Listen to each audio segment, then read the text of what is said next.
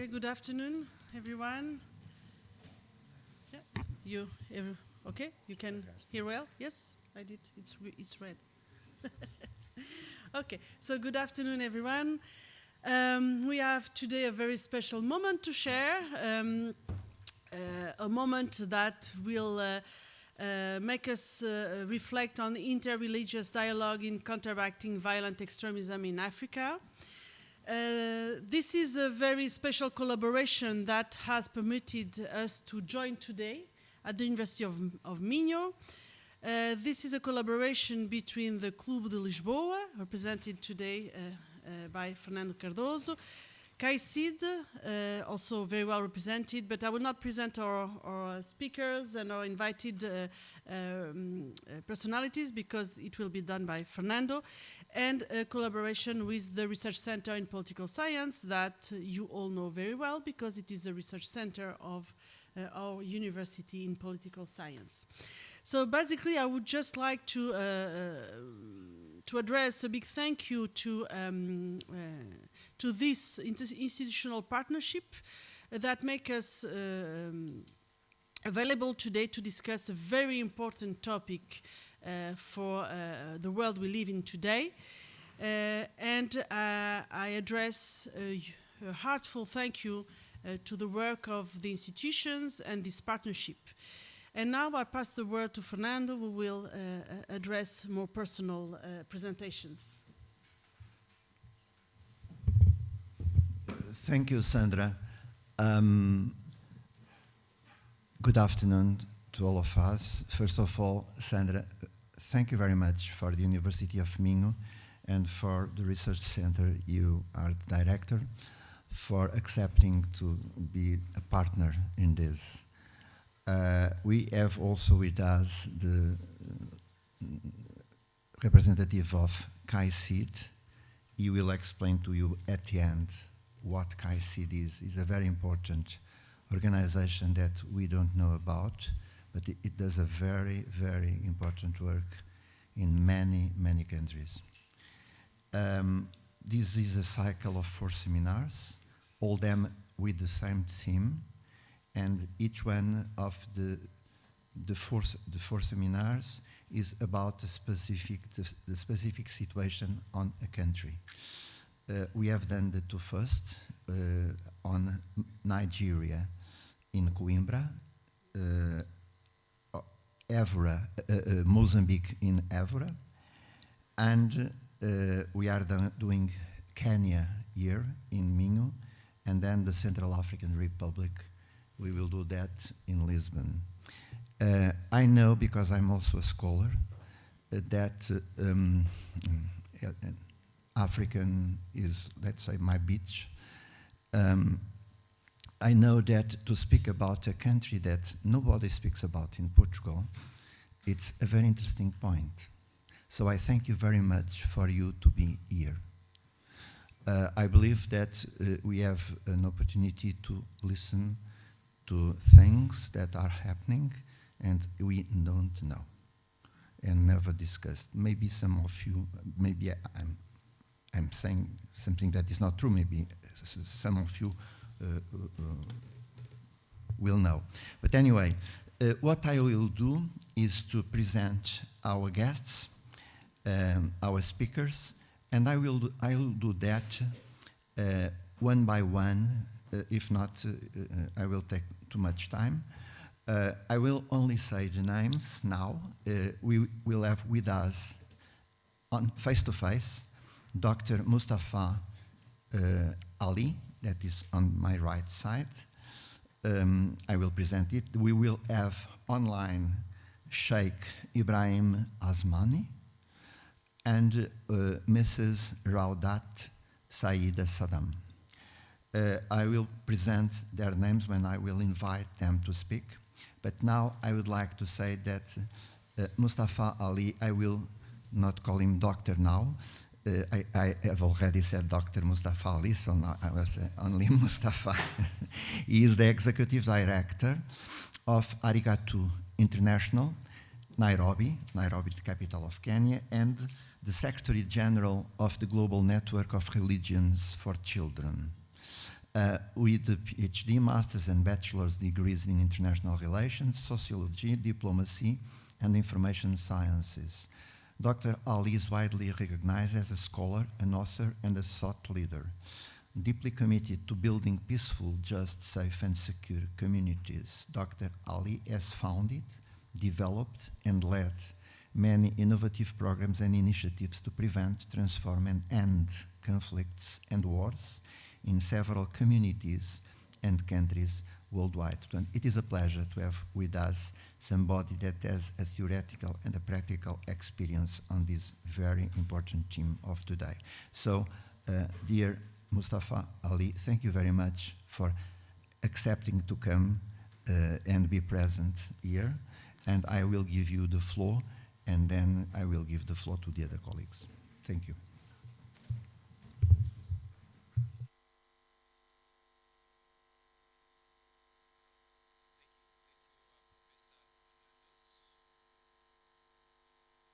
Thank you, Professor Fernandos. Like you now, I will be calling you Fernandos. Like you said, yes, without the professor. And it's been a pleasure to have a ride with you from Lisbon to Braga. I learned a few things about Africa where I came from Fernandos. And I am very happy to be here at the University de Minho and to share with you. I see all of you are young, and I work with young people around the world. In many ways, the world has thrusted you very serious challenges and is calling upon you, the young people, to take more leadership to address these challenges that we, the older generation, especially Fernandos and others, have created for you. And so you have to rise to the occasion. This is what I tell many young people whenever I travel around the world in doing my work, particularly in the inter-religious dialogue. Let me begin by saying that when we talk about extremism, we often think about extremism as that which is perpetrated by groups like Al-Qaeda, Daesh, ISIS, right? What other terrorist organizations have you heard of around the world? Hezbollah, Boko Haram, and others, isn't it? And that's right, but that's partly right.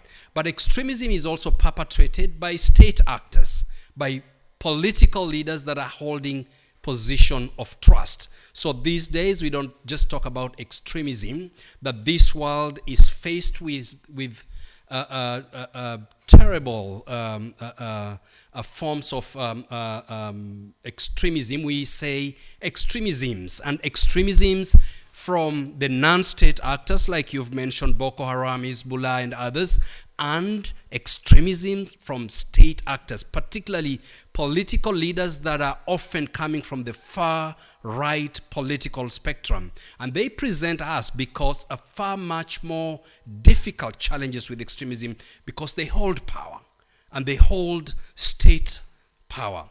And this kind of far-right political extremism is really what sometimes also creates the other extremism. And I'll explain that in a moment in the case when I'm presenting the case of Kenya. And just to introduce to you, Kenya is a country located in the Eastern African region, or rather in the Horn of Africa. And it has a population of about 55 million persons living in Kenya. Extremism in Kenya really started, it's not something that has historically been affecting our country in Kenya, but it's something that knocked on our doors, particularly after the end of the Cold War, when and more specifically when the former Soviet Republic a Soviet Union was defeated in Afghanistan and led to and the Cold War ended, and then the breakup of the Soviet Union. What happened in Afghanistan itself between 1980 and 1989, when major powers ganged up to try and kick out the Soviet Union out of Afghanistan, there were many recruits who went into Afghanistan. And when Soviet Union broke down, then Afghanistan was no longer a theater of fighting. There were many young people like yourselves that had nothing else to do and had been recruited into Afghanistan for ideological reasons. And that ideology, so these young students left Afghanistan. They went to Libya. They were the founders of the Libya Islamic Fighting Group. They came to the Horn of Africa, the Eastern Africa. They were the founders of Al-Shabaab. They went to Egypt. They went to Nigeria. These were the founders of Boko Haram and other non-state groups that started radicalizing many young people there. Then what happened is that these young people that came were already radicalized in their own ways. Diffusion of extremism and the ideology of terrorism and violent extremism started gaining root in the Horn of Africa. Kenya was not spared.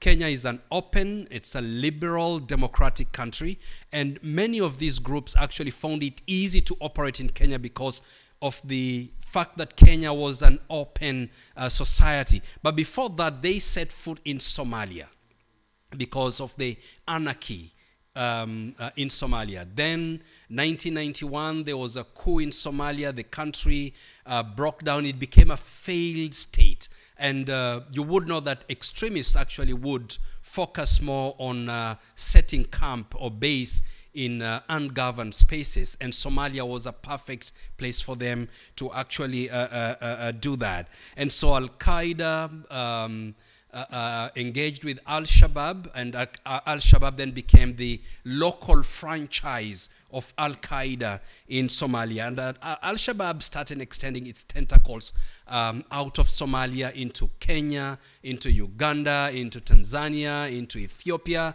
and up to today, what is happening, for example, in Cabo Delgado is actually inspired. In fact, I understand the group that is in Cabo Delgado is called Al-Shabaab. Yes, but it is Daesh. It is Daesh, yes. But they got a lot of inspiration from Al-Shabaab, and the recruiters of Al-Shabaab are the ones that have been very active recruiting other nationals from the Eastern African coast into Mozambique. In terms of the local groups in Kenya that Al-Shabaab started working with was the Al-Hijra group in Nairobi. In Somalia, the Kenyans that joined Al-Shabaab in Somalia called themselves Jaishul Ayman, and that was the group predominantly Kenyans that joined Al-Shabaab with the Al-Qaeda ideology. And when they came back to Kenya, because of our borders are very porous, they started recruiting many young people in Kenya. And of course, the government had to act and put in place counter-terrorism measures in order to get rid or to eradicate these groups. But because of the failed nature of the Somali state, it just went from worse to worse.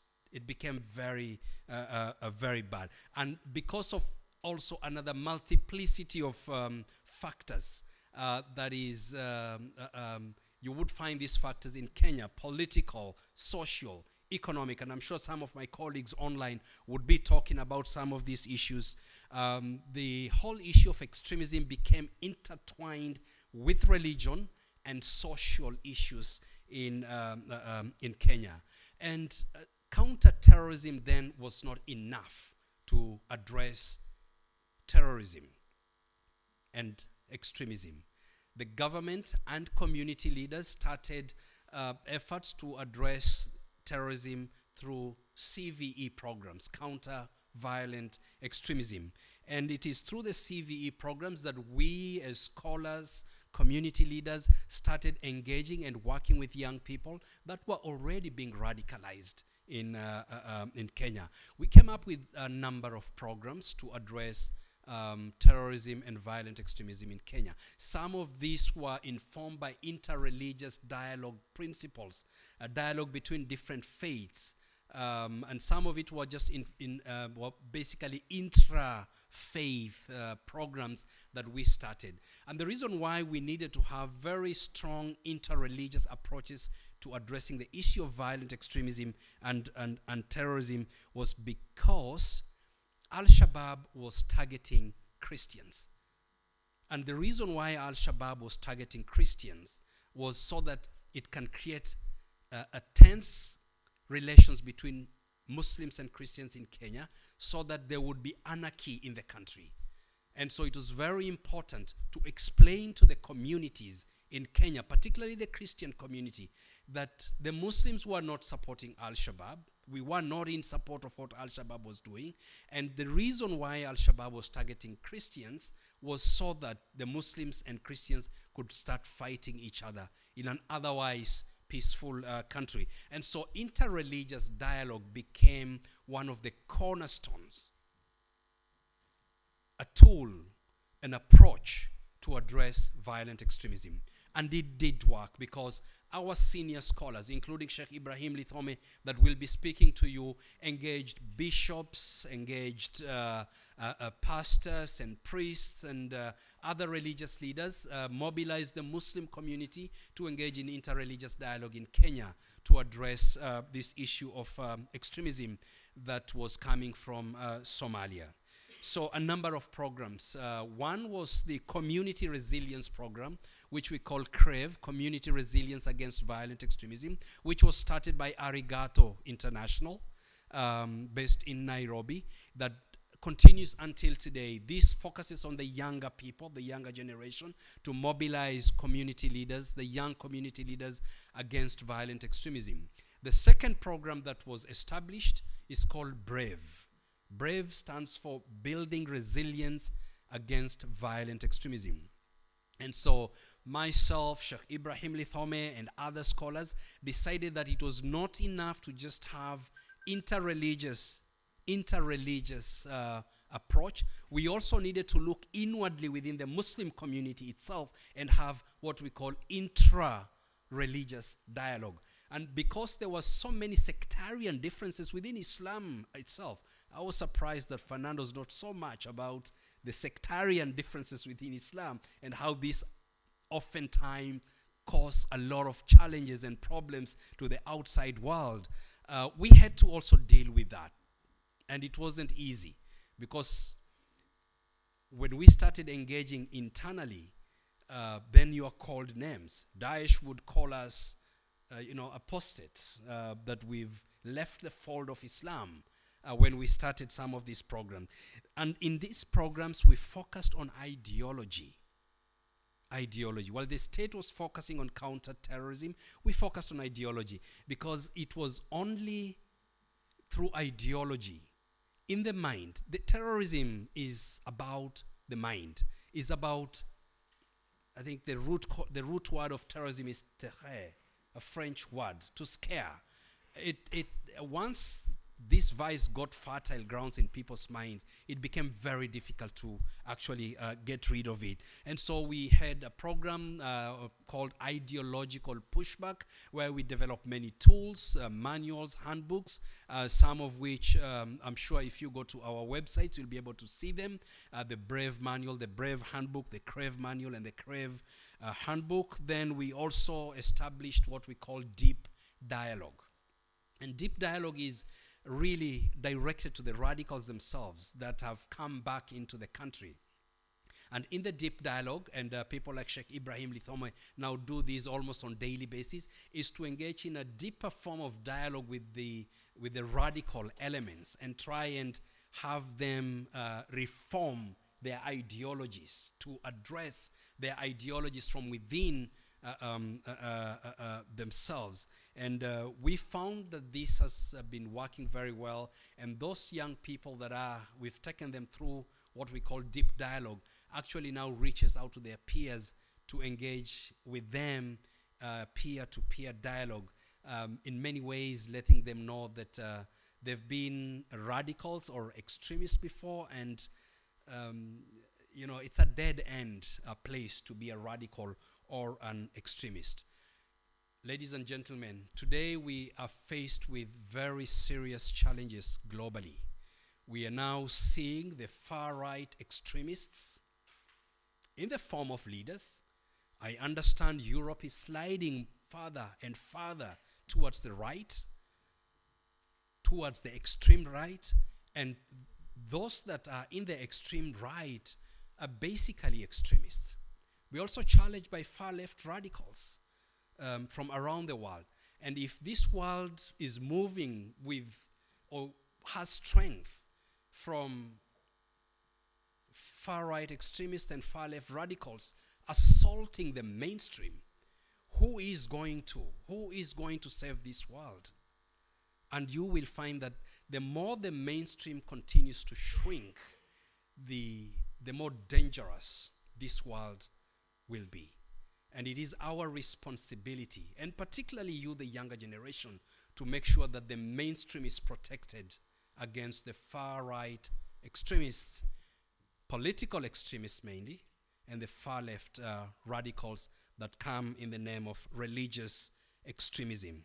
Inter-religious dialogue is one of the key approaches, tested approaches to address this. Faith leaders from around the world, whether you're Catholic, Anglican, Protestant, Muslim, Sunni, Shia, you have a specific mandate to make sure that the mainstream is protected.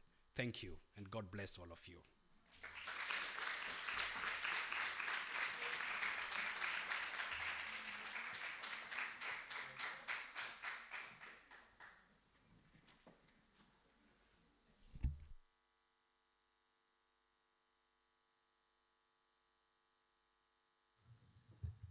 Thank you. Thank you. You called me Fernando's. Fernando's is a chicken house, I think, right there. Without an S. And yes. Yeah. Anyway, thank you, Mustafa Ali, for your presentation.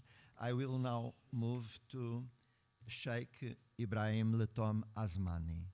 No, he's not there. And Raudat. Yes, okay. So, yes, okay. I will move now to Raudat, Mrs. Raudat Saida Saddam, who is without. Thank you very much for accepting to be with us. Raudat Saida Saddam is a dedicated researcher at the ORN International Institute for Strategic Studies in Nairobi, specializing in international development, politics, community development, and conflict resolution.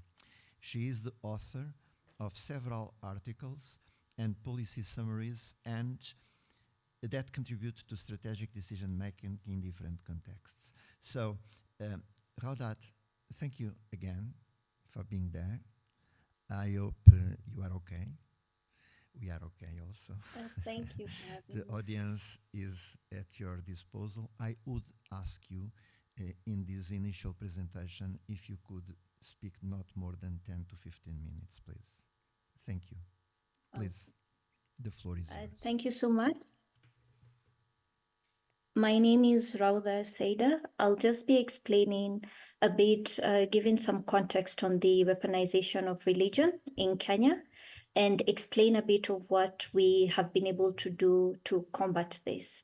So, as Dr. Mustafa had rightfully said in his presentation, religion is a powerful force that has shaped the socio-political and cultural landscape in Kenya and also within the region. So it's a very powerful tool to use within the society. And it is not the first time that religion has been weaponized within this context. We have seen instances of this before around the globe.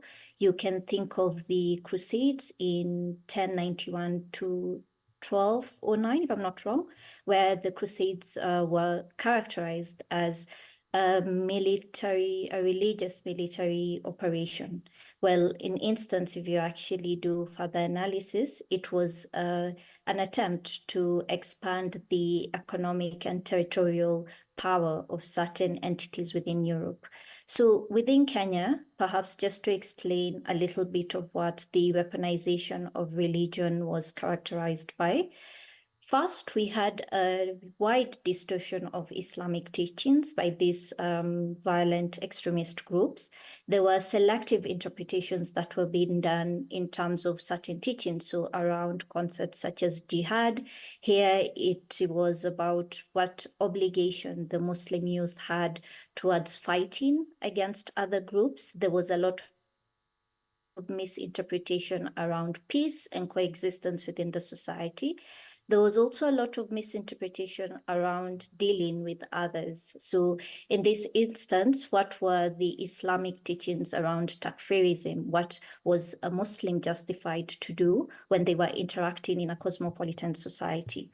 A lot of these distortions were coming in very isolated narratives, so to speak.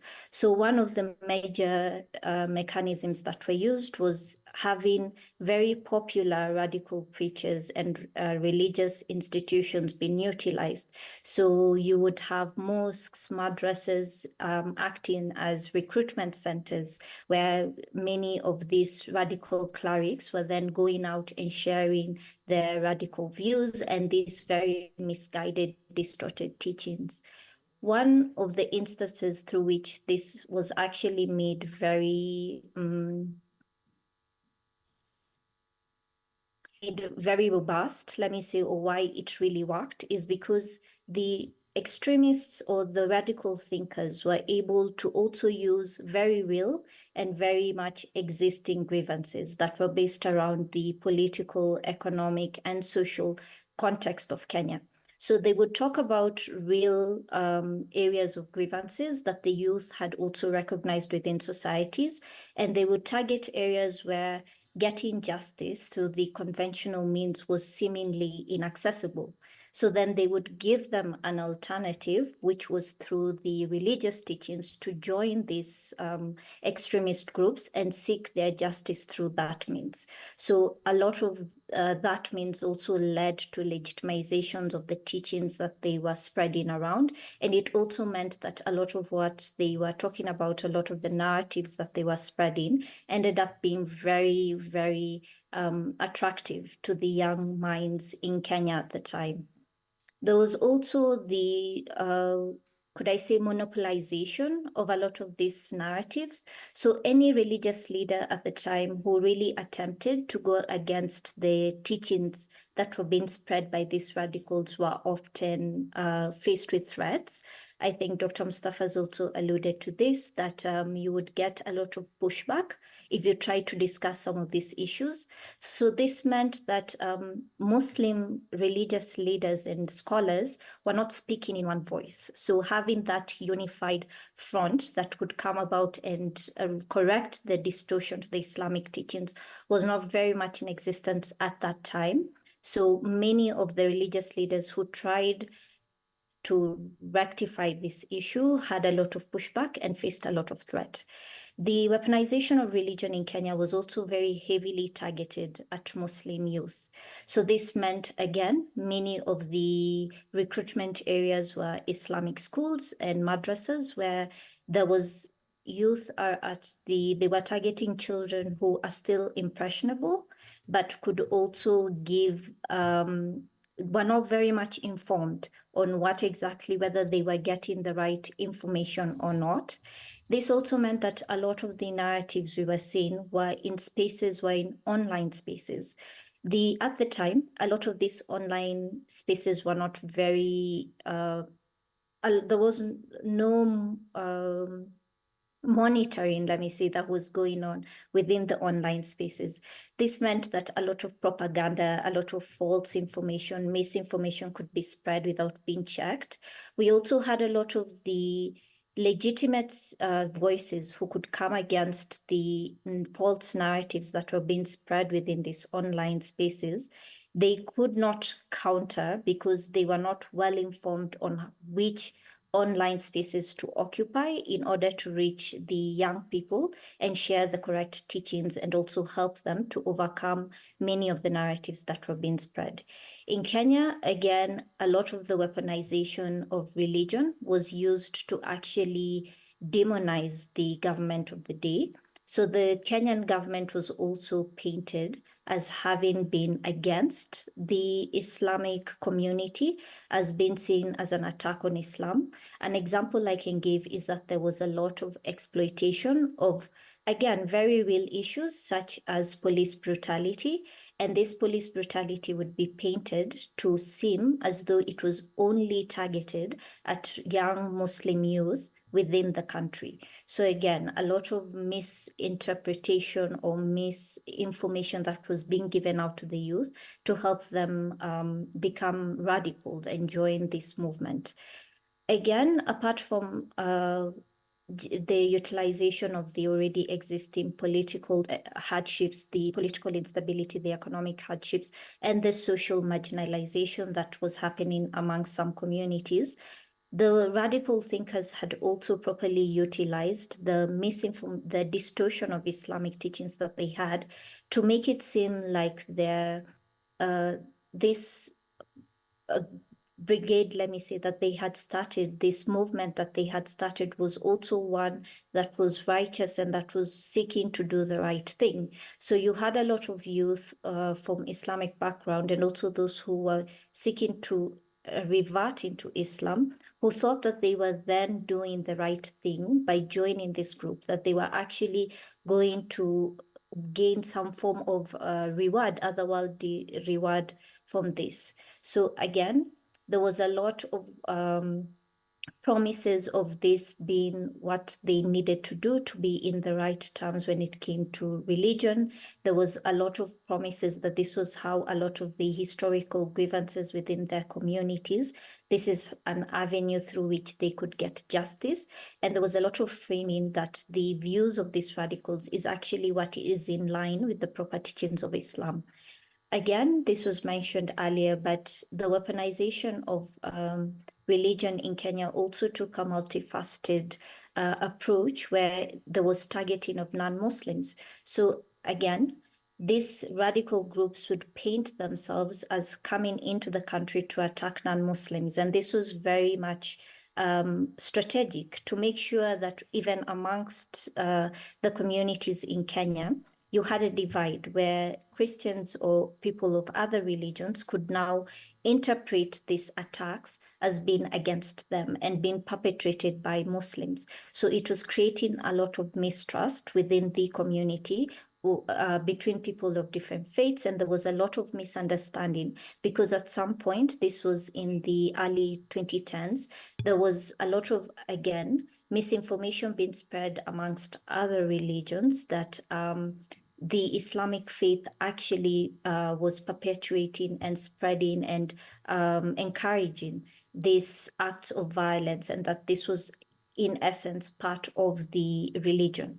So just to cover a bit on how then we managed to disentangle some of this web of religious distortions, political instability, economic hardships, and that's social otherness.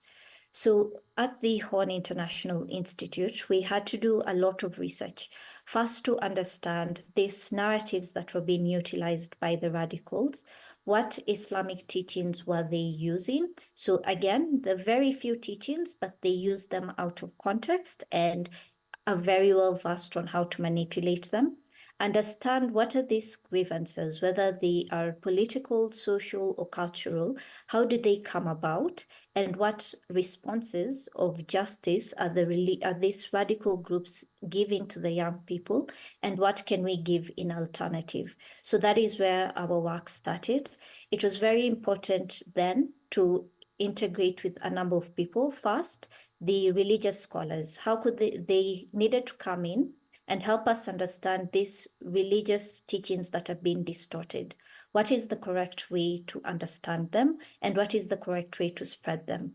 We also had to find a means by which these same issues could be discussed within the community context without first off, spreading any alarm in a way that could be easily understood by the community and in a way that religious leaders were comfortable.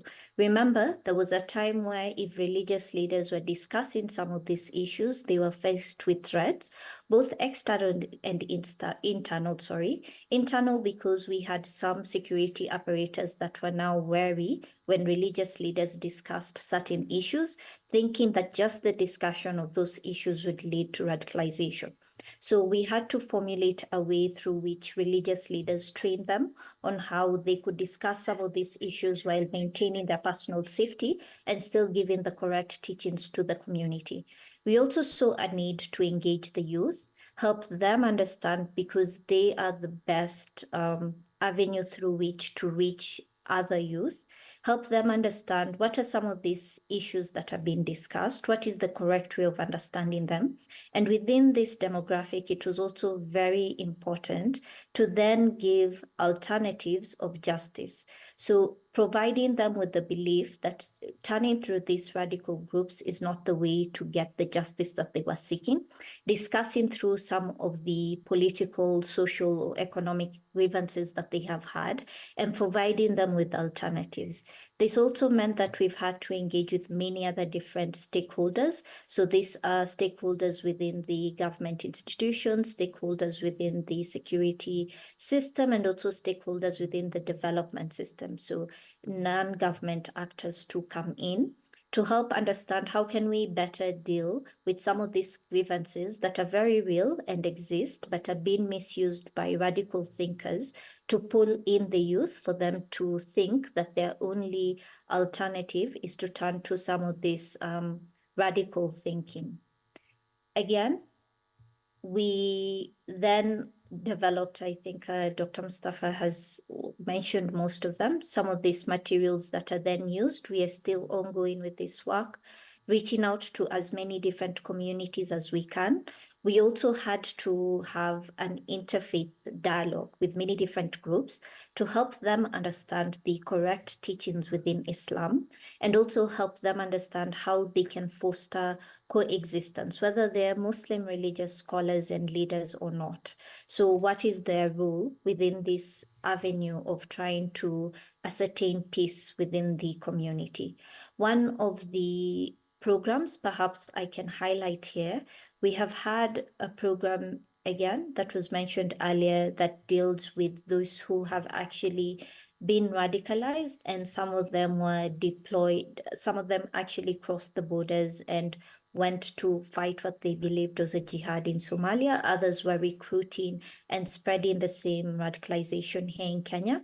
This program is quite robust, where we engage them with our very qualified religious scholars and leaders, and they go through a very rigorous session that's supposed to, we are supposed to correct their way of thinking, the doctrine, the ideology that they carry, helps them understand what is the correct teaching.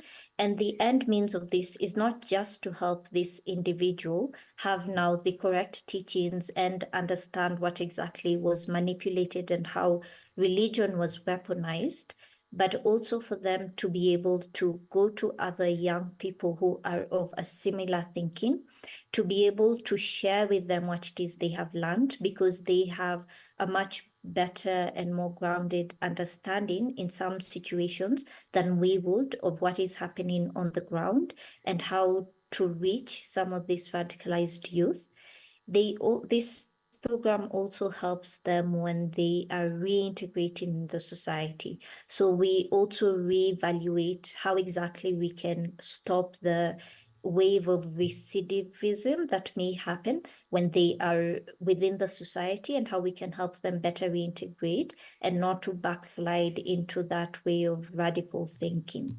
So there's a lot of effort that has been made in this path of trying to ensure that the weaponization of religion in Kenya is curbed. There's still a ways to go. There's a lot of issues that need to be addressed, whether this is in our religious institutions, our educational institutions, or just at the community level, to push for that coexistence and peaceful understanding of each other, so that these differences, especially in the context of Kenya, is not weaponized.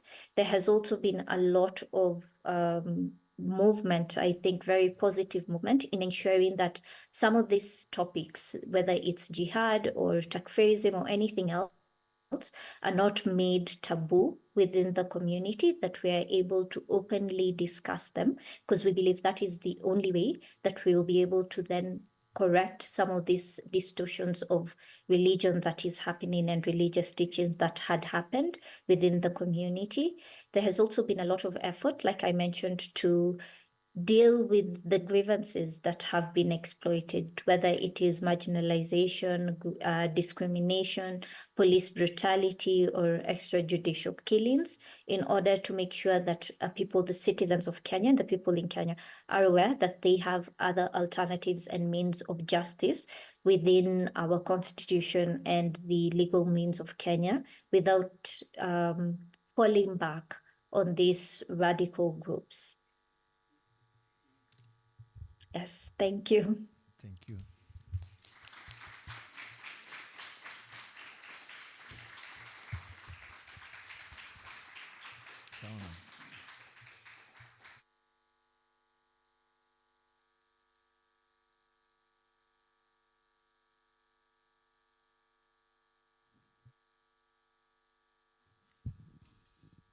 Aqui também fica vermelho, espera. Está. Thank you very much. Unfortunately, thank you very much, Raudat Saddam. Unfortunately, Sheikh Ibrahim Asmani is not being able to connect with us. I hope it was not an extremist action by some of your friends, Dr. Ali. Actually, Sheikh Ibrahim Asmani was to be with us, but he was not able to get in time the visa, so he was offered himself to be online, but something is happening.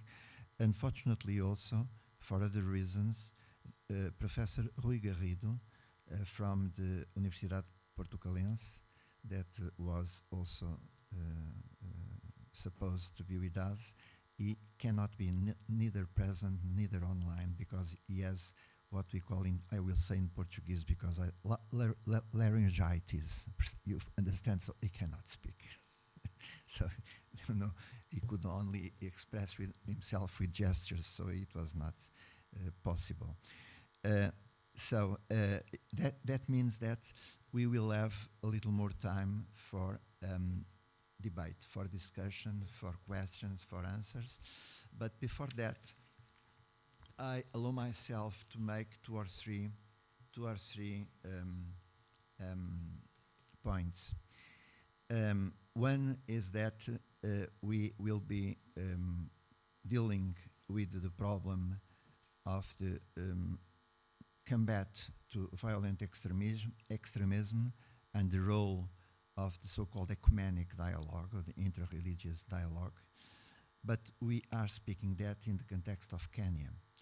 Kenya was presented by Dr. Ali. I will only remember you that Kenya has 4 countries with which it makes border. In the north, with Somalia. He told a lot about that because of Al-Shabaab. And then also Ethiopia, also Uganda, those in northeast and then west, and then in the south, Tanzania, or Tanzania, as we say in Portuguese. So these countries, all these countries are populated countries. Ethiopia has around 110 million inhabitants, probably more. As Dr. Ali said, Kenya has 55 million. Uganda, it will be about 40, I believe. It will be about 40. And Somalia. Somalia, I don't know, because Somalia is a little secret, because we don't know what is Somalia. 15. It's a little, yes, a little less. But anyway, causing trouble because of the situation there. My point is the following. First, there is in all of Africa, I would say, all over the world, a demographic problem that is having immediate consequences, and that will, in the future, will have major impacts, whatever the way, I mean, all over the world. But in sub-Saharan country, according to the people, by the end of this century, before the end of this century, Africa will be the second most populated continent after Asia. And it is already today the continent in which there is a greater percentage of young people inside its population. What does this mean? This means that there are a lot of youngsters that are coming to the age of taking care of their own lives, of studying and of working. And the problem is what to do. There is a problem that is facing all the governments alongside sub-Saharan Africa, more in some cases, more in other cases. All the movements that want to insert trouble in society are using this, are targeting the youngsters, as Dr. Ali said. Kenya is an example, but the other sub-Saharan countries are examples too. Mozambique has 35 million inhabitants today. Per year, there are 350,000 youngsters with the age of 15 years, attaining the age of 15 years, and if we say 18 years, it's a little more. In Kenya, of course, more, because you are more than that. And what are the opportunities of getting a business or getting an employment or getting a way of going out of and then people look always at governments, okay? You are responsible for this. For institutions, you are responsible for this. And so this group is very much targeted by extremists. It is very much targeted, and then the work that is doing by Dr. Ali and by the institution of Raudat Saddam is a very important one, because it is focused exactly on the target of these groups. But is also the target of the governments. And in some way, this is one of the things, just to say that this is a general problem. In the short term, is a nightmare. In the long term, it is more consumers. And more consumers means attracting new investors and development. But the situation has to be, let's say, stable. That's to be interesting, not only interesting critical minerals or interesting commodities. So this is my first point. The second point is that these groups, he spoke about the Mujahideen. He didn't say the name, the Mujahideen, and then other extremist groups, including Taliban, but he was speaking about the Mujahideen when he said that these guys came and they were those that promoted recruitment, ideology, etc. for some other groups, including Al-Shabaab. I didn't know that. Thank you. I didn't know that. I started from that. Saying I didn't make this link. I make links the link between the Mujahideen, well, the guys that came from Afghanistan, yes. I made the link mostly between people that came from Balkans to the Middle East during Iraqi, and this is very interesting. But my point is that exactly that, the interconnectedness the links. These groups are connected. There are two brands of groups, the Al-Qaeda and the Daesh. The difference between them is a difference of strategy and of power. Is there? Okay, nice. That means that the Sheikh can join us, and I can stop bothering you. Thank you very much. I finished my Sheikh Ibrahim Asmani. Thank you very much for being with us. It is a pity that you couldn't get in time your visa. It should be a pleasure to receive you face to face. Sheikh Ibrahim Asmani holds a master's degree in law and Islamic Sharia.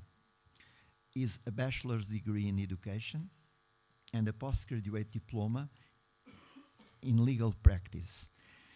He is a member of Jamia Mosque Committee, which is a very important Islamic organization, religious organization in Kenya, in Nairobi, and is a legal and religious advisor to the Supreme Council of Kenya Muslims.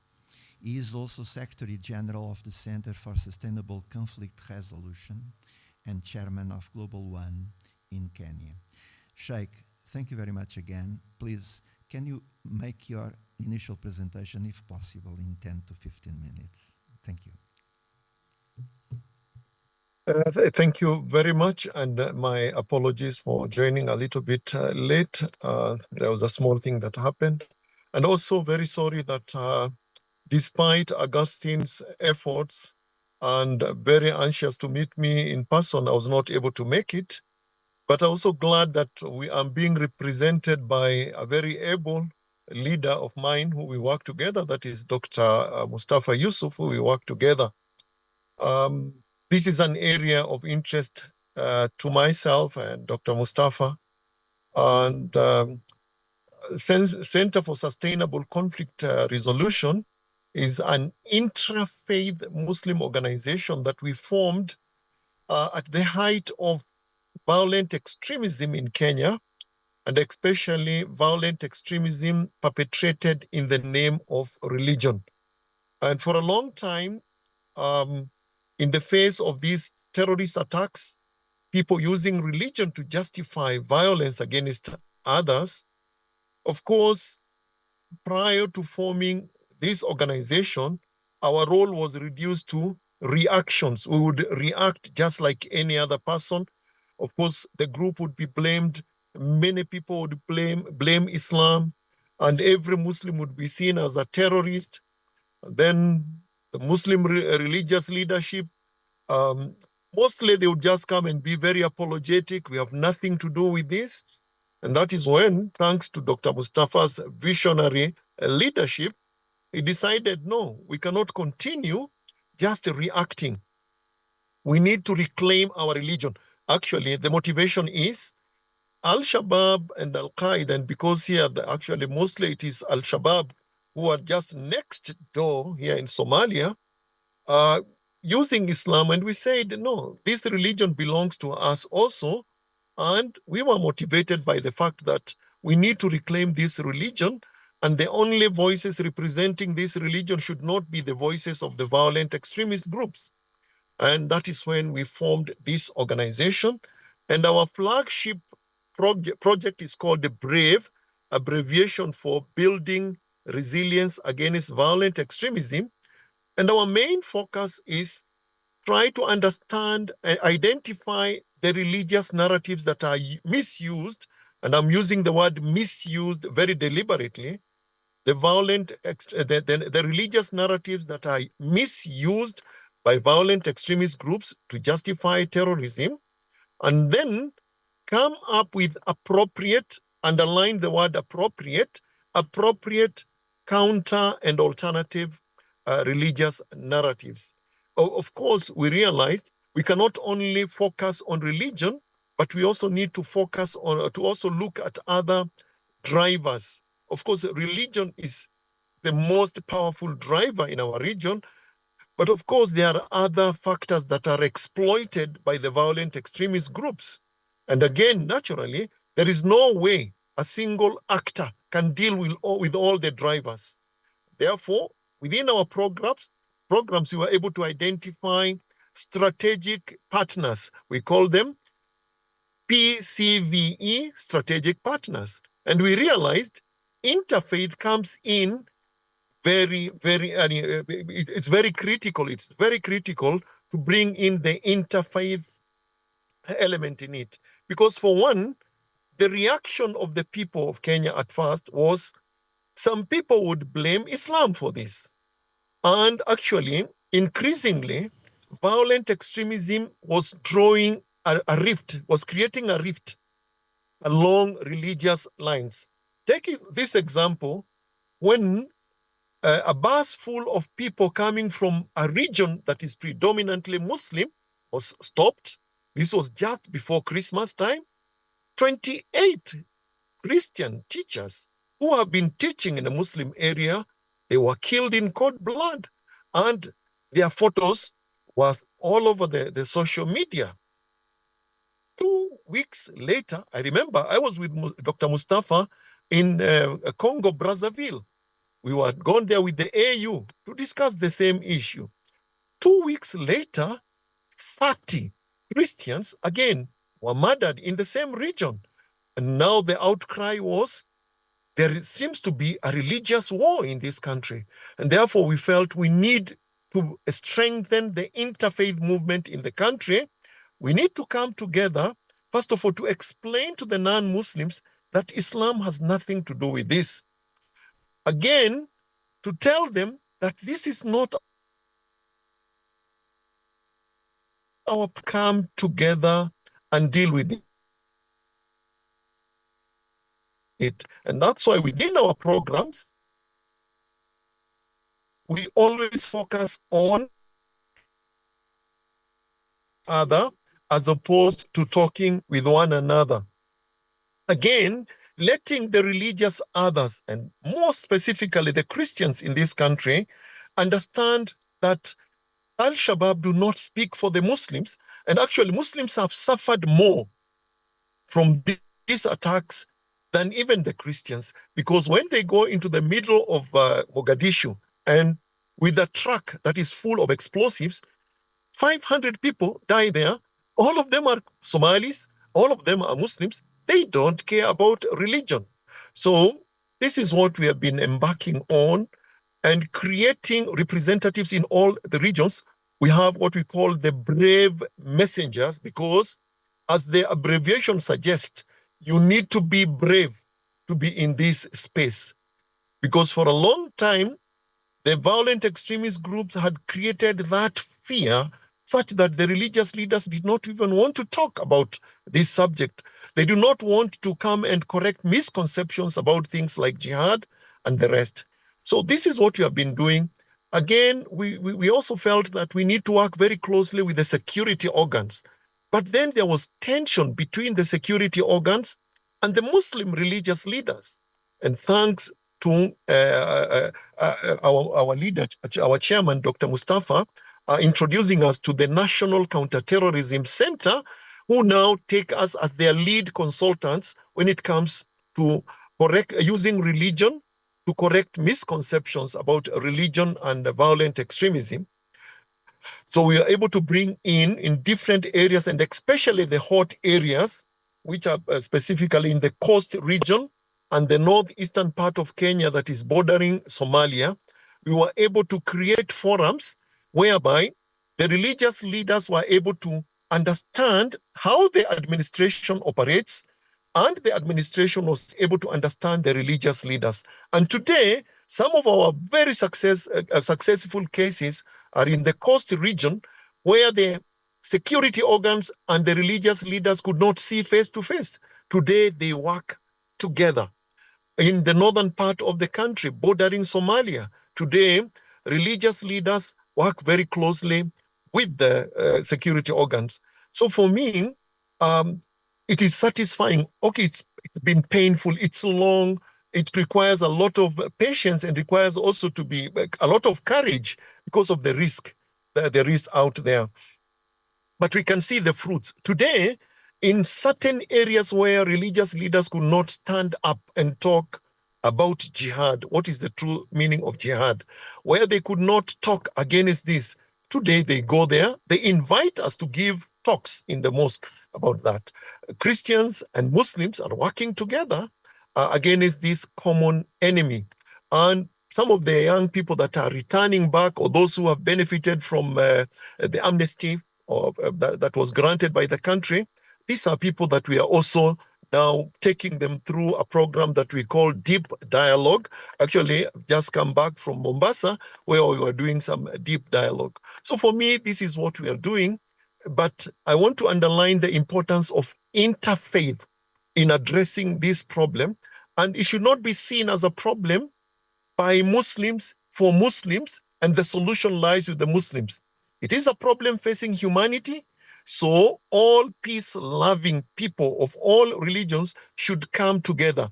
And that's where we are strong. And to finalize, I just want to give an example that Dr. Mustafa keeps on referring to. There is a time when the terrorists stopped a bus and they wanted to separate the Muslims from the Christians.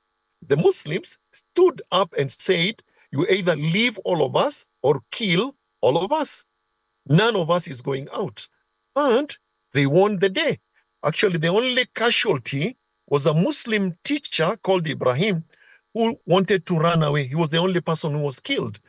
What does that tell us? That if we come together of people of different faiths, then we can be able to defeat this enemy. So I think that's all I want to say now as a way of opening remarks. Thank you very much, and thank you for trusting that I would add value to this, and thank you for this opportunity. Back to you.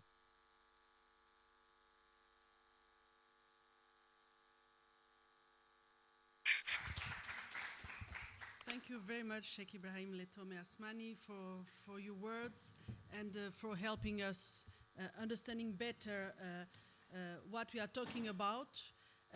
I would like to underline that all our guest speakers are very knowledgeable. They are all from Kenya.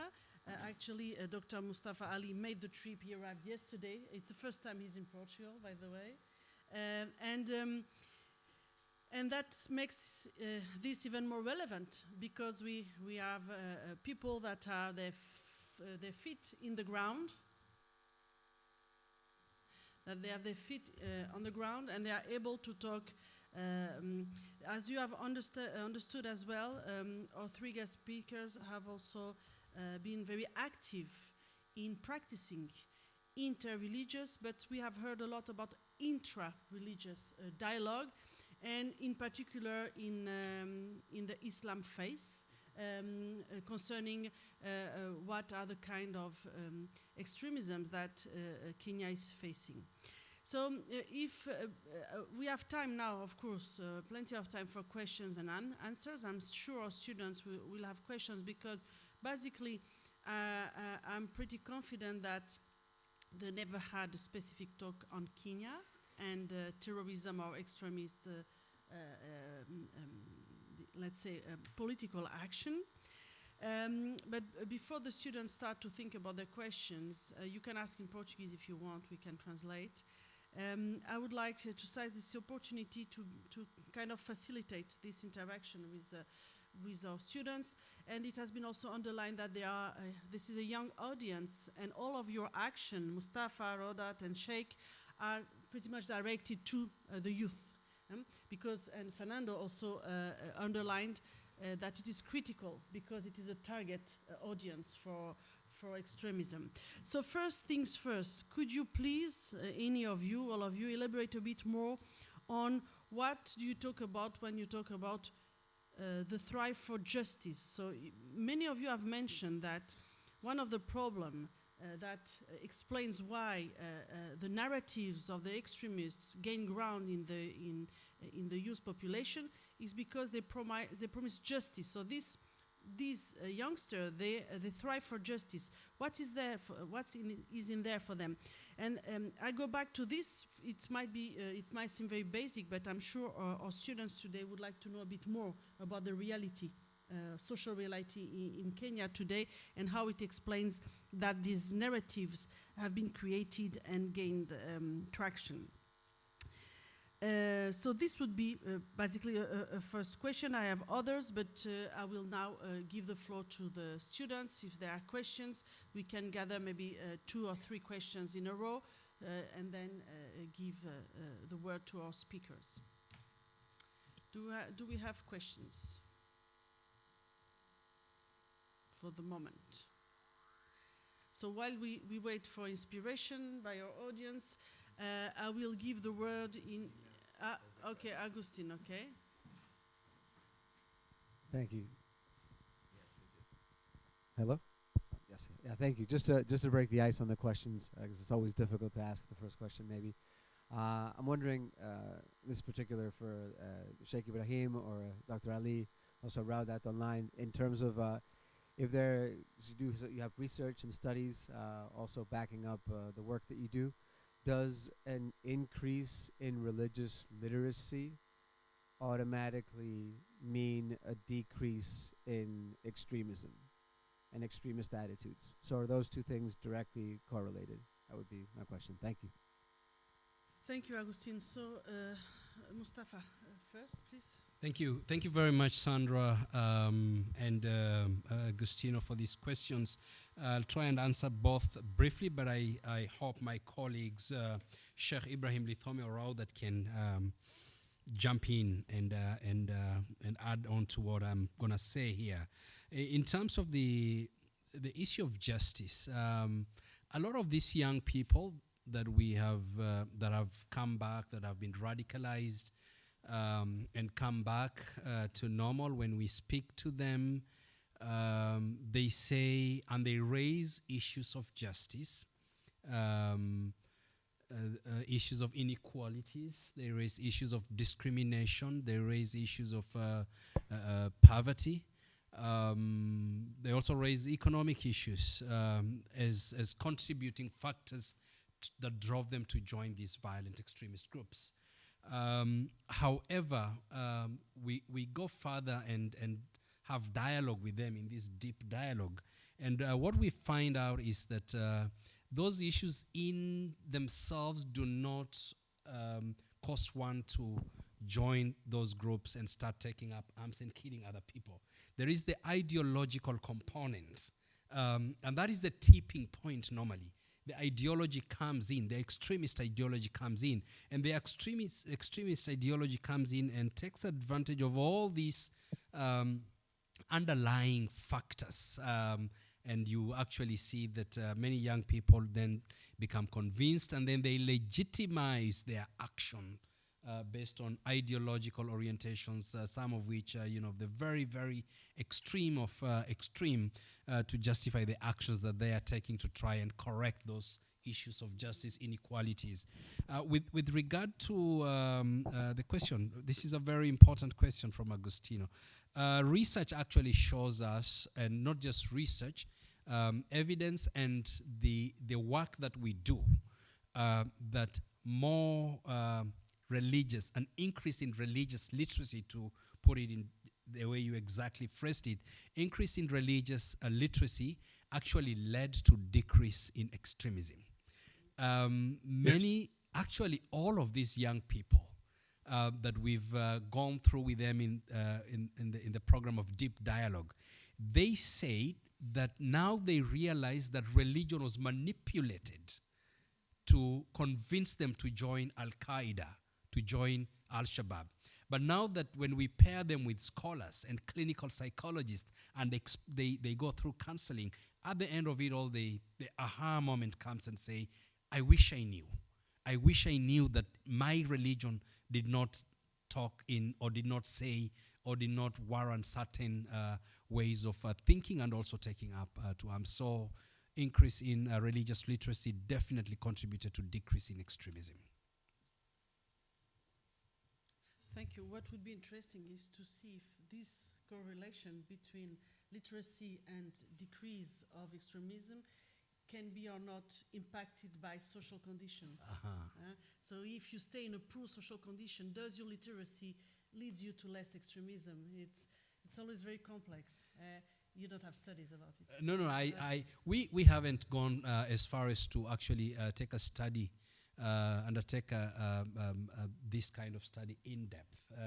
But I guess it's something that we should. My hypothesis would be that the increase in religious literacy would highlight these social issues, in fact, casting them in black and white, but will also prevent this young person from resorting to being manipulated by or for religious reasons to take up arms and to harm other people. My question came actually from thinking about Palestine and some of the religious extremists there that are the leaders very well educated and still leading most of the most violent political action. Yeah, this is an interesting question because how we see the issue of Palestine, we don't see it as a religious issue. It is an issue about land. It is a political issue, actually. But religion is instrumentalized to mobilize and to create fertile grounds for whoever on either side to take up to arms. And I know this is a very delicate subject here in Europe. And I want to encourage you as young people to look at it not from religious perspective, but from political perspective. I have many friends in Israel. I have many friends in Palestine.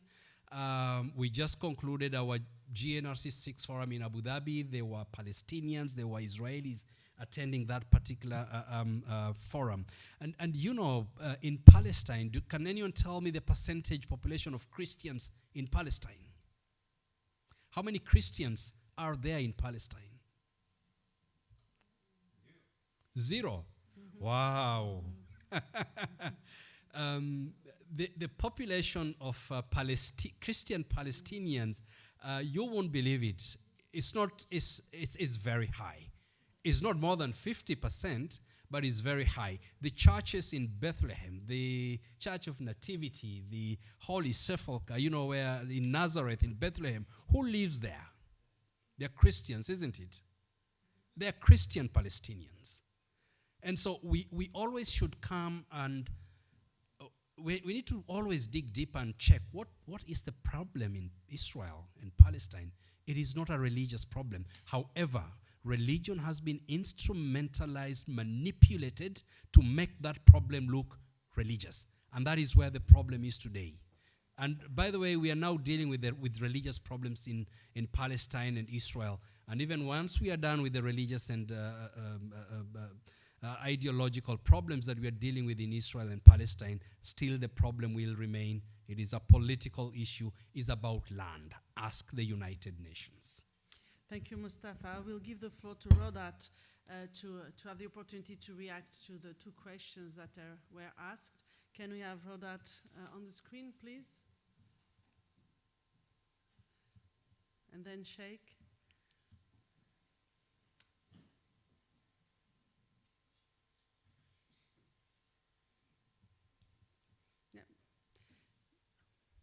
Thank you.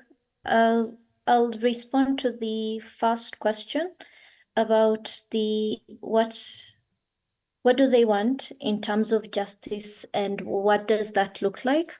As I mentioned earlier, a lot of this framing of radicalization was done very strategically. So going to youth who were facing issues or communities where issues of discrimination, marginalization, inequalities, political grievances were very rampant and were very much alive. But the underlying push that was pushing how these grievances were being addressed is the ideological, the religious aspect of it. So one instance we would see was that there was a lot of this framing that the societies that were purely of one religion, let's say in this case, they were talking about Islamic societies, claiming that if you went to for instance, crossed the border and went to Somalia, you would be faced with a society that didn't have any of these vices, whether they were discrimination or any social inequality.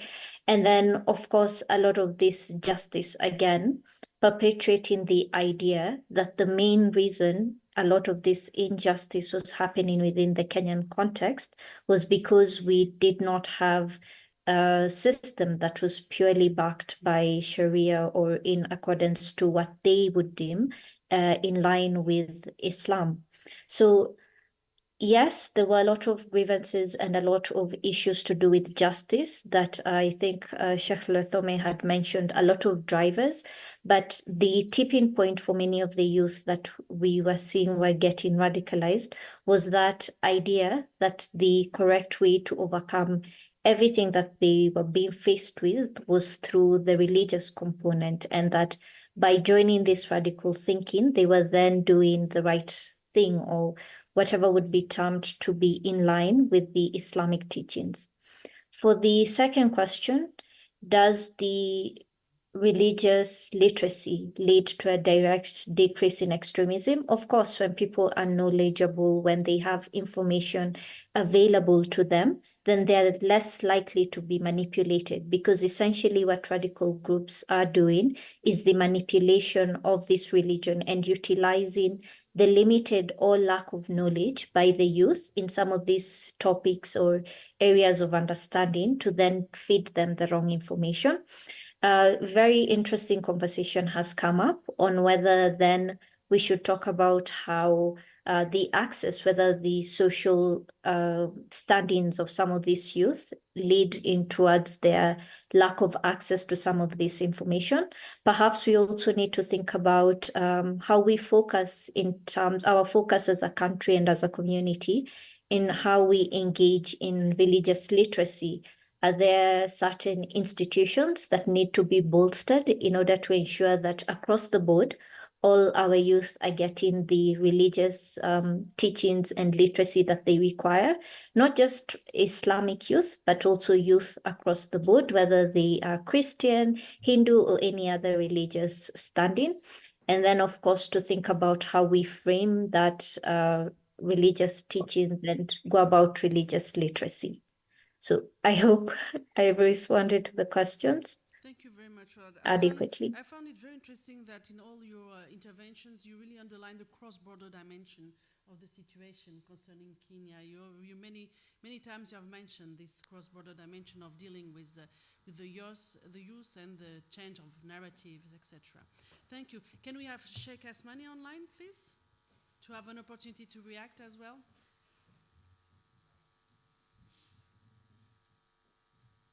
Yeah, thank you very much again for this opportunity.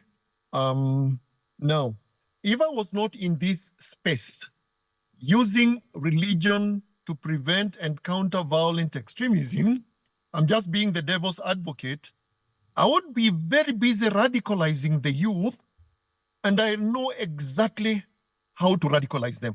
What I'll do, when I go to the northern part of this country, I know the infrastructure is poor. They have been marginalized for a very long time. I know the literacy levels there are very low, and I will use that to show them, you see, somebody somewhere has deliberately put you in this position, and that's why you're having these problems. Definitely, they will ask me, what is the solution? And for me, what more powerful tool to use other than religion? And for us in Brave, when we look at the power of religion, we look at religion as very emotive. Very many people, including very powerful people when it comes to politics and the rest, the best way to be able to approach them is use religion. Again, religion to many of us is unquestionable. Once you're told your religion has said this, many of us do not question. I would take advantage of that. Again, religion looks at things beyond this world. The reward is beyond this world. And I'll be able to radicalize whoever I want, because I'll tell them, you see, you have problems. And you know why you're having this problem? somebody somewhere is marginalizing you or deliberately putting you in this situation, and the way out is your religion says this, and I'll pick exactly what I want from the religious teachings without looking at the context, and I'll make sure, and especially it will be easier if the religious literacy of the people is very low, then it will be very easy to radicalize them. This is the situation that we are facing. For a long time, people are wondering, how comes most of these young people who have been radicalized into violent extremism, most of them are reverts to Islam, new people to Islam. That is not to say we don't have born Muslims who are involved in this, but a sizable number, research has shown, are new Muslims. For me, the answer is very simple. Their knowledge of religion is very limited, and the interpretation of the religious text will be according to the person in whose hand they are getting this religious knowledge. And that's why so many young people, even some of them who have come back and they are in our deep dialogue program, is that they embraced Islam. The first people who taught them about Islam, they taught them how Islam justifies violence. So there is a time 6 students, Kenyan students studying in Sudan, in a university in Sudan, they went and joined ISIS. Then we thought maybe these are students of Islamic law, students of Islamic religious studies, but no, these were students of medicine. They were doing medicine. And somebody came with religion, interpreted to suit their purpose, and they felt the only way to get God's favor in this world is to go and join ISIS. And there they went.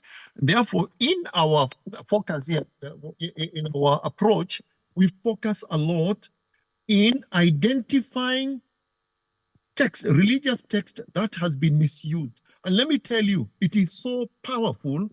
If I was not who I am today, I would be radicalized by some of those interpretations of the religious text. And especially when those texts are interpreted to address a problem, a real problem facing the people down there.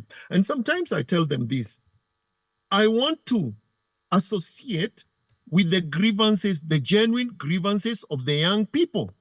Is there unemployment? Yes. Is there poverty? Yes.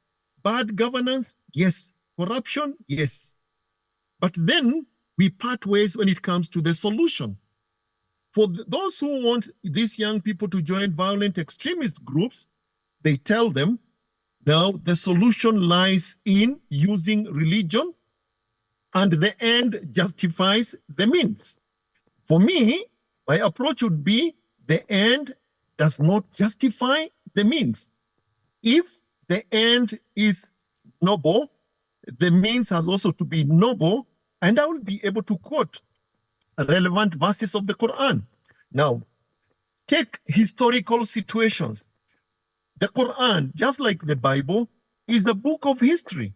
It has narrations that talk about situations of war that happen sometimes in history. The Bible is also full of those kind of incidences. Now, for a person who is not well versed with the history of Islam, will be given examples of those texts that refer to a historical incident. For example, the year when there was the first battle in Islam, the Battle of Badr.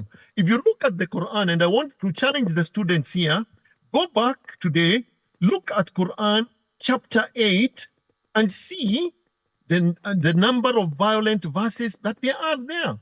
So if you read those verses out of context, then I will not blame you if you concluded then Islam is a very violent religion. Actually, even the Bible, I've been able to pick out some verses of the Bible that make reference to some historical incidences, and read out of context, then they would portray Christianity as a very violent religion. Like there is one, I think Psalms chapter, I think chapter 7 or chapter 9, 137, which says, happy are those who seize your infants and smash them against the rocks. It is there in the Bible, but we should read it within the context. And what I tell the young people is that, yes, this happened in history, and these verses were revealed to address a situation of war. Are we in that situation? Are those verses applicable today? And the answer is no. Now, how do we empower the youth to be able to distinguish between verses within the Quran that were revealed to address a particular situation and are not applicable to our situation today? Now we equip them with the religious knowledge now to be able to read the text within the context, contextualize the text. So I want to agree strongly that we are not going to overcome this problem. And for me, we have marked a lot of success when we build the literacy, the religious literacy level of the young people. They are able to resist. Yes, they are able to appreciate we have problems, but nowhere in the religion have we been told that the end justifies the means. So I think that is all I wanted to say now. Thank you. Thank you very much. You receive applause. There's already Sheikh Absmani.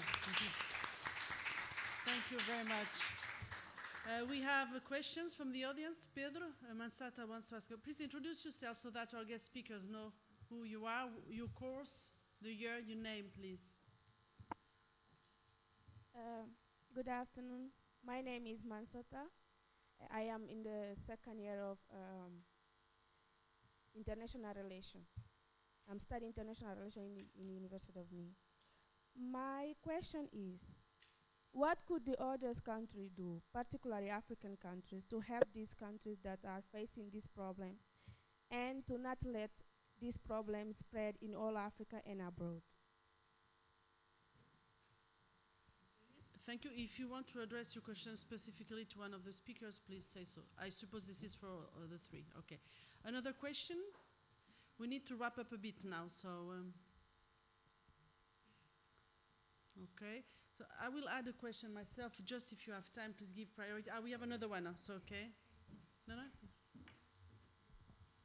So, okay. My name... It is. I just have to put this in. Okay. So my name is Beatriz. I'm from the same class of Mansata. And first of all, I would like to say thank you very much, because sometimes people forget about the importance of religion in political world.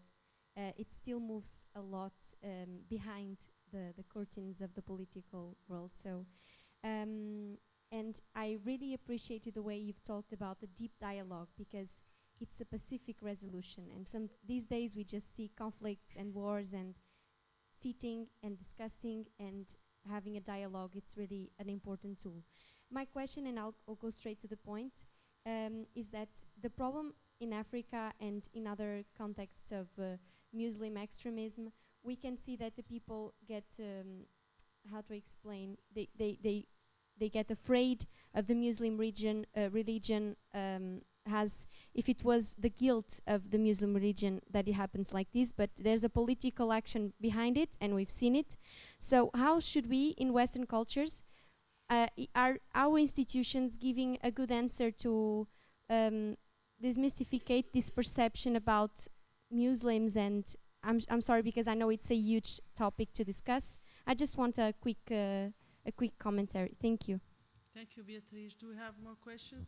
Very interesting question. I was thinking about it myself when I was listening to our distinguished speakers. Like, we would need to know more, all of us, about Islam, not only the true or false believers. I want to say one. Okay, yes, go ahead, please. Hello, I'm from the same class as my colleagues, second year of international relations. My question still converges with this first one. And I'd like to know, and firstly to thank you all for this lecture.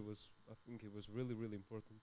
And my question is, how those extremist groups or terrorist groups still control the religious narrative, and which strategies can we adopt to prevent and control these distortions? Is it your question about Kenya or more No, broadly? Kenya, yes. Kenya, thank you. Do we have more questions? You can add one, yes, sure. I just want to know what can we do as young people to make all the world understand that religion is about peace, not about war, because these things like these problems always repeating, and it's not something that is happening today. It have been happening like a long time ago. So that is my question. What can we do to make people understand that this is like religion is for peace, not for war? Thank you, Mansata. Okay, we have 19 minutes to go. 19? 19. Yeah, one nine, okay? But for the three of you, okay? Not only for you, Mustafa. So you can, and then I would like, so we don't have all that time because I will call to the table Agustin Nunez because he represents a very, very important institution today that is co-responsible for our meeting, so KAICIID. But first I will give one round of answer to Mustafa, Raudat, and Sheikh, okay? So keep it brief, please, if possible. Yeah, just very briefly, and thank you for your questions. Really appreciate.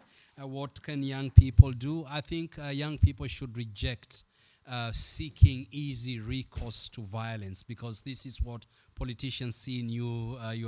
Young people are always very emotional, and it's easy to convince young people to engage in violence. What do other countries do to African countries doing to help others? I think through initiatives, and I think I'm aware of one KAICIID is doing through the IDOV, the Africa Union, which is a Pan-African body, is to raise awareness about some of these issues. I think, Betsy, you raised a very important question here of there's a lot of generalization, stereotypes, and profiling of Muslims. And personally, I've been profiled. I lived in Europe for over 5 years. I was profiled. There was a lot of stereotypes about me until I was wondering, do I even belong to Europe, or I should just park? I was doing my PhD in UK.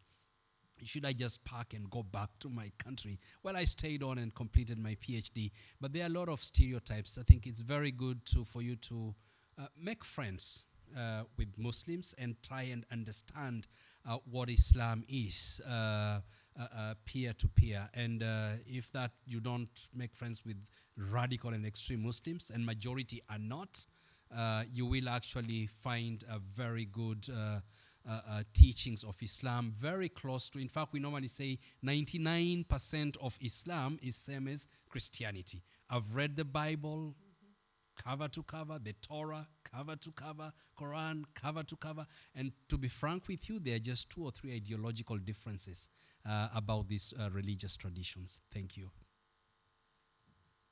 Thank you very much, Mustafa. Can we have Raudat, please, online? And thank you for understanding this hybrid system needs us to be more patient with the transition between speakers. Thank you for being so brief, but so straight to the point. Raudat, nice to see you again.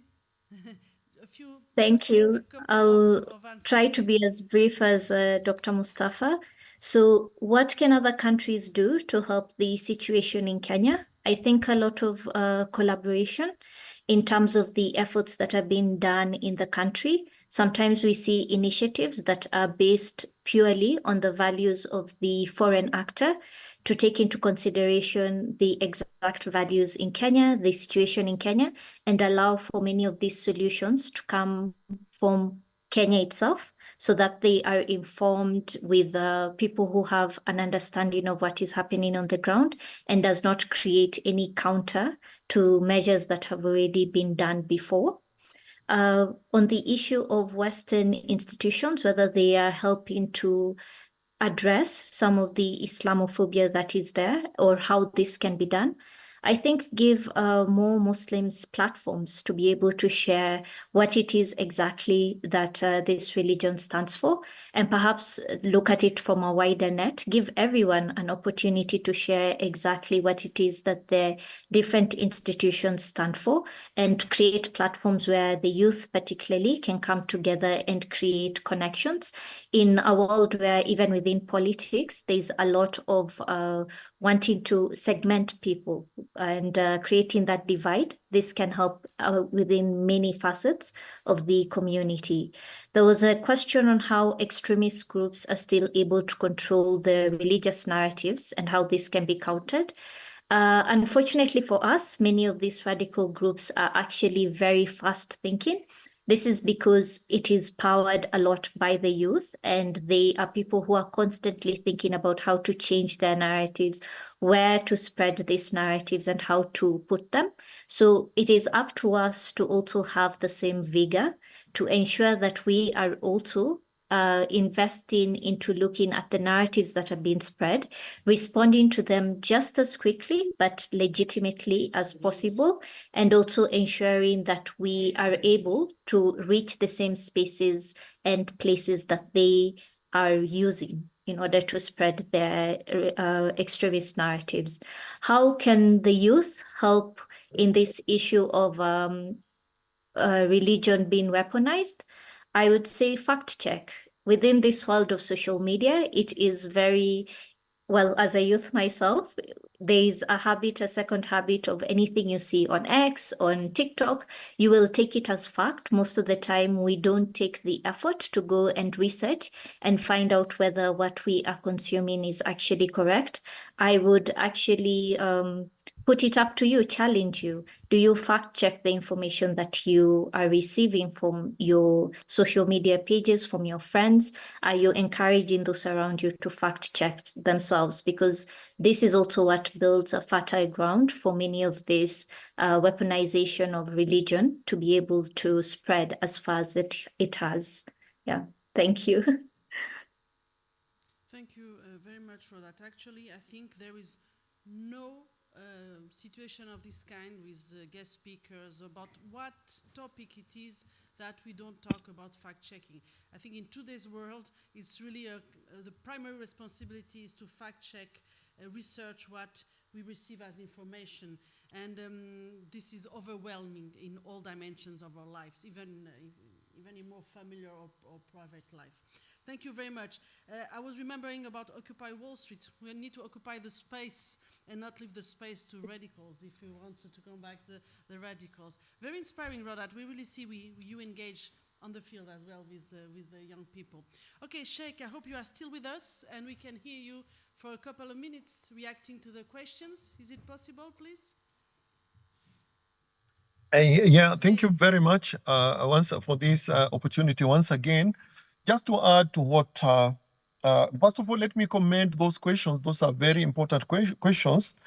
And one of the questions was, why is it that the violent extremist narrative is still being heard? How are they able to sustain it? One, by instilling fear. For a long time, those who want peace, and they have interpreted religion properly, they have been scared and terrorized into silence. And that's why when we started our program, BRAVE, we said we want to encourage the religious scholars to have their voices heard. Take, for example, the word jihad. For a long time, until we came into this space, the only interpretation that was being heard all over is the interpretation by violent extremist groups, whereby they misinterpreted jihad to mean it's a war between Muslims and non-Muslims, until we came in now and reclaimed that. There is also another terminology. If you Google our brave jihad, you'll find our videos that are there on YouTube. There is also another concept that we reclaimed ourselves. It is called reclaiming our Allahu Akbar. So actually, we allowed them. We gave them the space. They scared us. They terrorized us into silence. Then the last question here, how can we promote this idea that religion is about peace? For me, it should begin from the intra-faith point of view. Each one of you should go back to your religion. I should go back to Islam and find out what does Islam teach about the other person who does not look like me, who does not worship like me. And therein you'll find that diversity, from whatever religion you look at it, is not an accident. Even religious diversity, it is not an accident. It is within God's plan.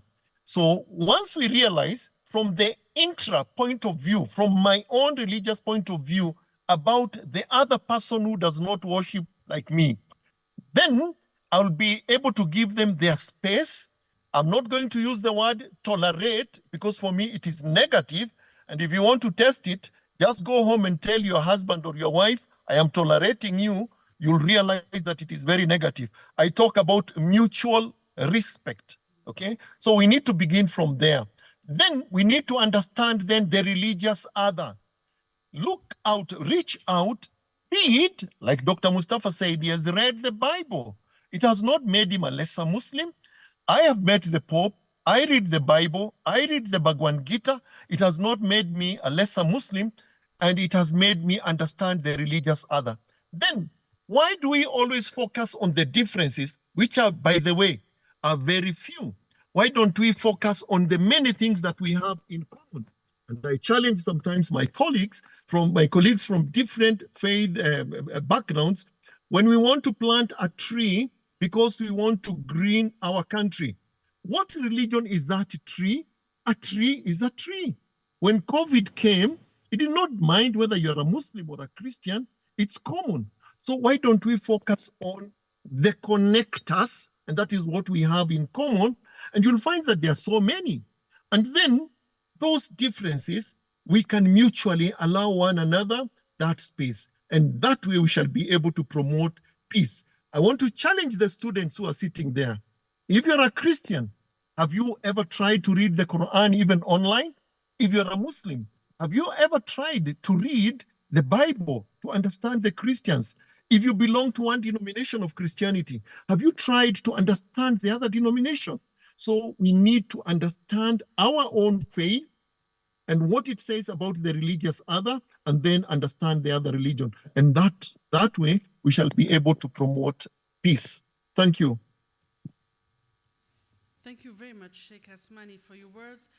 I just underline your two suggestions to go to the Brave Project and read about Brave Jihad to understand the true meaning of jihad, and also reclaiming Allahu Akbar. I think it would be very interesting for our students to connect to that as well. Well, last but not least, I would like to give some floor to Agustin Nunes from KAICIID, who moved to Portugal, the institution, in 2022 to engage as well in this dialogue, as it is the key mission of KAICIID. Thank you. Thank you very much, Sandra, and thank you for the privilege of closing this very interesting discussion, and thank you to the speakers online as well as here present for their very valuable contributions. I moved here myself with the International Dialogue Center about 2.5 years ago. That's KAICIID. We do interreligious and intercultural dialogue for addressing the issues that affect us, both at the local level, regional level, global level. KAICIID is an intergovernmental organization with member states formed by Spain, Saudi Arabia, Austria, and the Holy Seas as a founding observer. And that's what we call our Council of Parties on one hand. On the other hand, we also have a board of directors composed by high-level religious leaders representing the major world faith traditions. So we have Hinduism, Judaism, Islam, Christianity, and Buddhism represented within our board of directors. They guide some of our programming, ensuring that we do not accidentally privilege one religious grouping over another. And what we engage in, as I was saying before, is interreligious, building capacity in interreligious and intercultural dialogue both at the individual level and the institutional level, to address the problems that address us together as a community. One of the speakers mentioned before, currently today, globally speaking, something like 90% of people associate with some kind of spiritual paradigm that informs the way they act out in the world.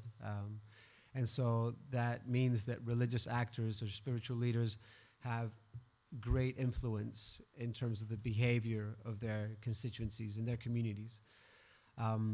Given the level of trust and respect that they have from their communities, engaging with religious actors is very valuable in order to ensure the sustainability, the long-term sustainability of any development initiative that you're trying to enact. I think it's interesting. One of my favorite stories to tell is just because I think two main takeaways, right? One thing that the speakers have been talking about and pressing on is preventing the instrumentalization of religion to justify violence, and that's either by distortion of sacred texts, the information that's contained, say, in the Quran or the Bible, or by manipulating religious identity to try and achieve some political means.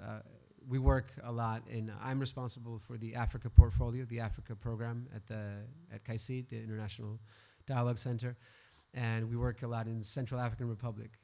Central African Republic is a clear case where this manipulation is taking place. Just a brief history of what happened there. 2013, conflict erupted when Bozize, a Christian, the head of the country at the time, president, was thrown out of power by Jotodia, who was coming with militias from the neighboring countries, so from the northern neighboring countries, which are majority Muslim countries. This was a political military coup that ended up becoming interreligious because the majority Christian population then came under attack by these called Seleka militias, which were majority Muslim militias, and then came up with their own defense leagues. They're called the Anti-Balaka, which were majority Christian. And so what was originating as a political military conflict ended up having this interreligious dynamic. And as a reaction to that, the Cardinal Zapalinga and Pastor Nicolas Garikuyama and the head of the Islamic community in Central African Republic, Imam Layama, formed this interfaith platform to counteract that narrative and to show that interreligious dialogue, as the speakers were mentioning here, interfaith dialogue is a key tool used in pacifying a country in conflict. One of the story that I was mentioning before is Pope Francisco did a tour of Africa in 2015. One of the countries he visited was Central African Republic at the time. He went to Bangui. In Bangui, there's a neighborhood called PK5. It's a majority Muslim neighborhood that's overrun at the time, particularly by different Muslim armed groups, Muslim majority armed groups. They insisted, the Vatican, the MINUSCA, which is the UN stabilization force there, the French military that was doing most of the security in the country, do not go to PK5 and pray with Imam Tijani. Imam Tijani is one of our main counterparts there. He's the head imam of the central mosque in the capital in Bangui. And Pope Francis insisted, I want to go, I want to meet the imam, I want to pray with him, do a joint prayer to show solidarity and to show the power of interreligious dialogue. So again, against all the advice, they said, we cannot protect you. Do not go. He insisted, he went, he met the imam in PK5. PK5 neighborhood, since the outset of the conflict, 2013, the people had not been able to leave the neighborhood because stepping outside of a specific boundary line, you would get macheted and slaughtered by the Christian majority people in the city. So it was that bad. There was no freedom of movement for 2-3 years. Pope comes, has that joint prayer, and spontaneously, the entire Muslim neighborhood of PK5 follows the Pope to the stadium, the football stadium, where they're received with open arms, clapping by the majority Christian community. This was all over the news when it happened in 2015. A Rwandese peacekeeping soldier from the UN Stabilization Force was telling me the story with tears in his eyes, crying because he witnessed a miracle. He had thought that was impossible, that given what the kind of the climate that was present at the time. So what this is to say, the other key takeaway, I think, is that the kind of power that religious leaders have in specific contexts to actually push for peace and push for social cohesion and bring about resolution of conflict. So once again, thank you very much for your attention and the time you spent here with us, and thank you to the partners. It's been a pleasure. Thank you. Thank you very much, Agustin. We are on Japanese time, sharp 4, so it's time to finish. I would like to welcome my colleague, Dr. Giuliani Braga, who joined us now. He will stay with the group afterwards. So thank you very much to Dr. Mustafa, who was able to make the travel because he had the visa. So we are very happy for that. To Dr. Rodat and to Sheikh Asmani. Thank you for being online. It's not an easy position, so we appreciate you did great and the communication went very smoothly. Thank you, Agustin, of course, for representing the Dialogue Center, International Dialogue Center, and for your work as the desk for Africa there. And a special thank you to Fernando, who is at the heart of today's encounter. Fernando's, okay, you like it, okay, Fernando's. You are franchising now, you are expanding, I see that. So thank you to our students, to our audience as well. Of course, thank you as well to our supporting staff, Hugo, Pedro, who was there, and the team. And it was great to have you here, and I think it was a very refreshing discussion. Not easy, but refreshing for sure. Thank you to all of you.